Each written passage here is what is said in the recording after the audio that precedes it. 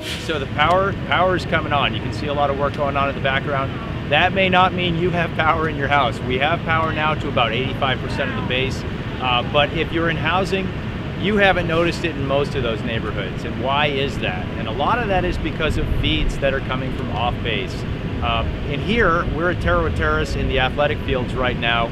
That is an area everywhere along Highway 24 and feeding in that is fed by Duke Energy. And Duke's doing a great job restoring power. But right now, our power that would normally feed us is being provided to Onslow Memorial Hospital to support critical life support operations.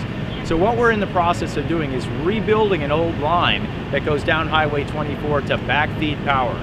So we're trying two things. We're going to rebuild this line and a second one through Jacksonville to get power to Tarawa Terrace 1 and 2, to Camp Johnson and a few other places. In the meantime, we've got crews all over the base, particularly in the housing areas, working to remove debris, remove branches on lines, trim trees, remove power lines that are down, and put new ones up. What you can see in the background are brand new poles, brand new feeder lines, lots of power that will be coming in. These guys are working day and night. Again, Duke Energy's brought teams, we've brought teams from as far away as Ohio, Oklahoma, Quebec in some cases for Duke. The power is coming on. We ask a little bit more patience, and these guys will bring it to you.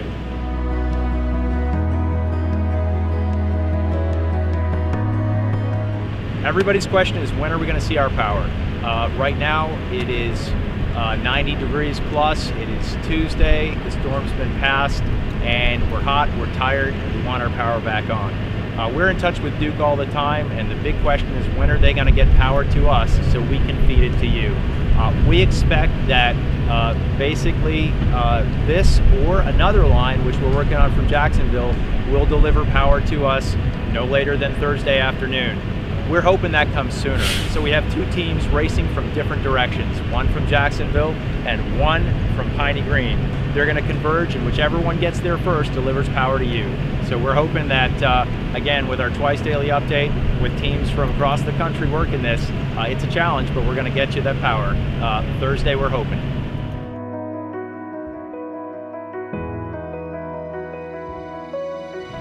Well, progress is held up by a lot of factors, but really, first of all, teams are providing power all over North Carolina. There are a lot of hard-hit areas, and Duke Progress has teams that are fanning out across the state to get to the worst-hit areas. We are one of those worst-hit areas, but we're not as bad as some others. So they're concentrating on critical facilities such as Onslow Memorial, such as other hospitals that need to take care of critical life support issues. We're right behind them. But to do that, they have to rebuild a lot of major infrastructure. They're doing that here. They're doing that across Jacksonville. They're going to bring power in however they can. They're bringing in crews from out of state. We have to trim a lot of trees. This is a heavily forested area. These pine trees knock down a lot of power lines. They've taken out areas that, again, have to be cleared before power crews can come in. You don't see it here, but we've got power crews that are on tracked vehicles going through swamps to take out trees, to bring in lines, to bring in 70-foot poles, to plant them in the middle of a swamp to bring you power. So it's as fast as they can do it, they will do it. They're working around the clock. We're working on base around the clock, and we will get you on, and we will get your power back.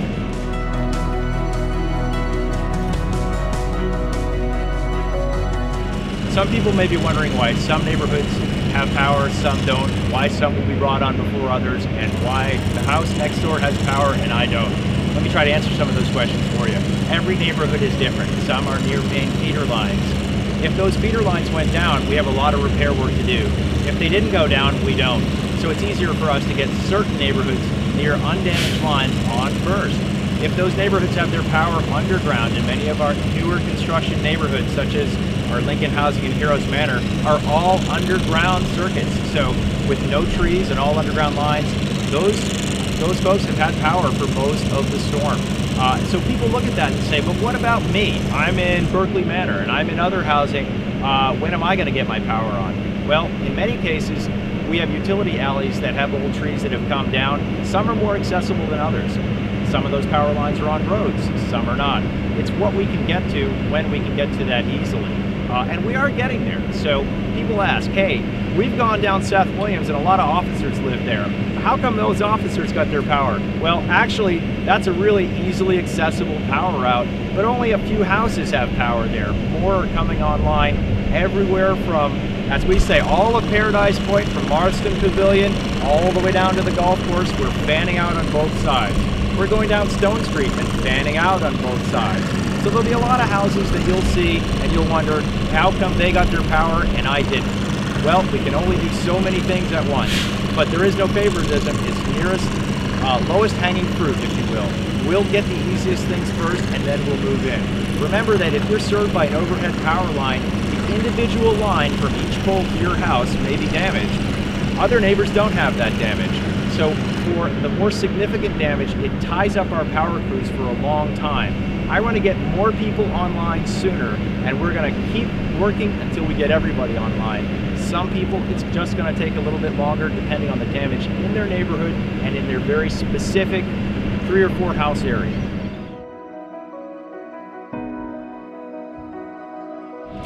Right now, residents, the best thing we can ask you is to be patient, to help the power crews by cooperating with them at any point in time. If you're running a generator and they hear it, they may ask you to turn it off. They may want to disconnect it. That's only for their safety, because they're going to assume that you didn't install it properly and that it may backfeed. In other words, it may provide electricity or charge into that line they're working on. Please cooperate with them if it's as simple as moving a car.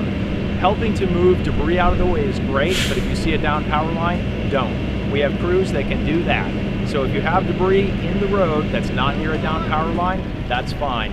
Otherwise, work on your front yards. Move that debris to the front of the driveway where we'll pick it up. Right now, the power crews have a lot of help. They have a lot of tree trimming crews. Don't put yourself at risk. Let them do their job.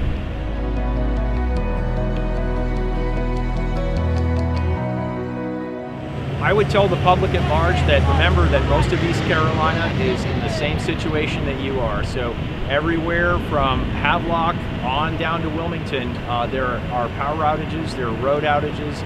Those roads that are used to deliver key supplies to us and to other areas are increasingly clogged by traffic that doesn't need to be on them. So remember, those power trucks are bringing supplies. That might be telephone poles, transformers, wire, conductors, insulators. And they're competing for the same space on limited roads with people who are curious, with people who want to just get back. We want to make this ready for you when you do come back. So help us get the power on. Please don't clog up the roads unnecessarily, whether that's outside the base or in the base in the housing areas. Give wide berth to the crews that are restoring the power. Make it safe for them. Drive very slowly around them. They don't always have flag crews, and they want to get the power on as fast as they can. Their homes in some cases were flooded out too, and they want to go home. I haven't been home in a week and I want to see my house too. But we're committed to getting the power on here first, and until I do, I ain't going home. So we'll get it on. That's my promise to you.